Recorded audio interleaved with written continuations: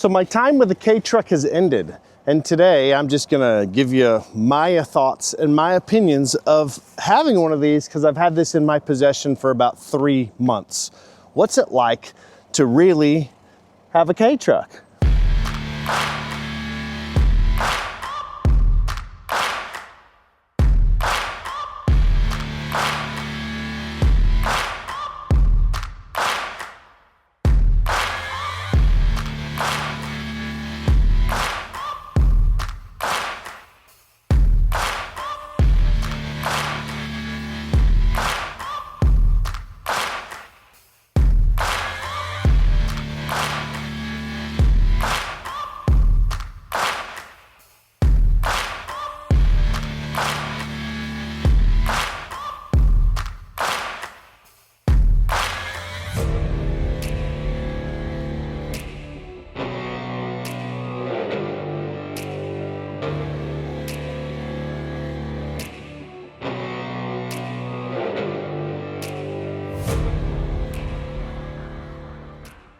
So this is a 2025 Daihatsu Hi-Jet K mini truck from Japan. These are for sale at GSA Equipment in Ohio. They've got all kinds of them. They've got them with just a cab like this, single cab, extended cab. They have full van versions of this. This particular one is a dump bed and a manual transmission. And this is right-hand drive. Even after having this in my possession for months, I still walk to the left door all the time, almost every time. I rarely remember to walk to the right-hand side. It's just not natural for us Americans to go to the right side. So, some positives about this. The heat, the air conditioning, amazing. Having an enclosed cab that's climate controlled is a game changer. So why would somebody want something like this? Why would this make sense? Like, this sells for about $25,000, but why would you pay 25 grand for a little truck? I get comments all the time. That's way too much. I can't believe someone would spend money on that. I'd rather get a 30-year-old clapped out clunker that I can put on the street for that money. Well, go buy the clapped out $5,000, $7,000 piece of junk. This is a brand new vehicle.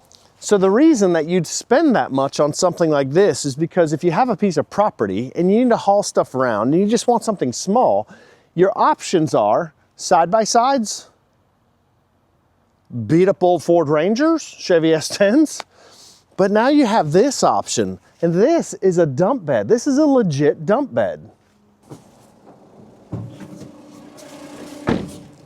So this has a PTO-driven dump bed on it. What else has that? I mean, you can get, now we just got regular cab with air conditioning and heat, right? So what else is a dump bed? A Polaris Ranger North Star, $40,000. Maybe a Polaris Expedition. Maybe you get a Can-Am. Any one of those side-by-sides, that's the market. Can any one of those side-by-sides with their little baby dump beds that have a lever and you push back, those little beds, maybe a Kawasaki Mule, but they don't come air conditioned, but you can get a Mule dump bed that's manual for about $13,000, $14,000. Bare bones, bench seat, no windshield, barely has a roof. Or you can get this, and it's a whole truck, like a brand new truck. And Daihatsu's owned by Toyota. So basically, this is Toyota technology and reliability in this package with a PTO dump bed. So if you're looking for a vehicle to drive to Home Depot on the weekends, it's not this, because this isn't street legal. This is what you have on your ranch or your piece of property. Maybe you've got 20 acres, maybe you've got 100 acres, maybe you've got a deer lease, and you want to take this down some pretty rugged off-road trails or roads, and you want to haul your deer back or something. That's what this is for. Maybe you want to take your deer blind out to your lease and you don't want to strap it to the roof of your side-by-side. Maybe you don't want to take your brand new Silverado 2500 out there in the woods. Speaking of that, take a look over here. See the deer right beside my trailer? I don't know if you can see that. I just looked over and there's deer right there. Anyway, back to the K-Truck. So I feel the main competition of this is that. So what are the limitations of having one of these? Well, the way this one's set up, this is all I know, it's got these little 23-inch off-road tires, and you're not gonna do a whole lot with those over big rocks or big dips. So this is for just basic dirt road, bumpy washboard, stuff like that. It's not made for trail riding, for big, rocky, big stuff. You still want your side-by-side. I've got 30s on mine, and I've upgraded all the springs and suspension. This would never be able to hold a candle to it trail riding, but that's not the purpose.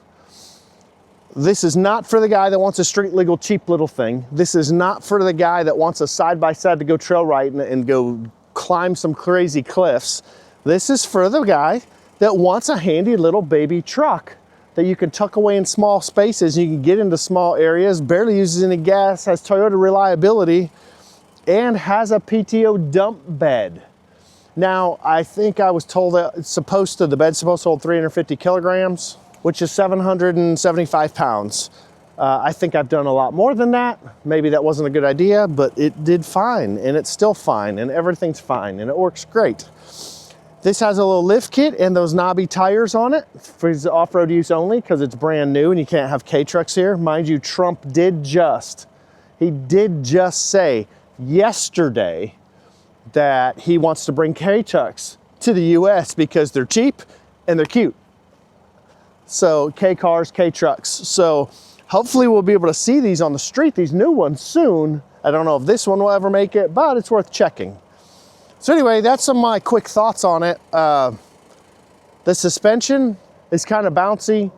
It can't do a whole lot off-road, but it's still a four-wheel drive and it can do off-road stuff. So I am a big fan. I do want one of these. It's not right at this point in my life right now to have one. I don't have a big piece of property, so I don't need one, but I'd love to have one. This thing's so cool. Another great use for this, we use this in our wedding. Kid you not. So we opened up the bed and we set out all our food because we had an outdoor wedding at our cabin at the creek. And it was amazing.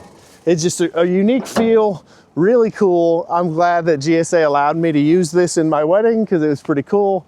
And there's another use for a K-truck, wedding parties.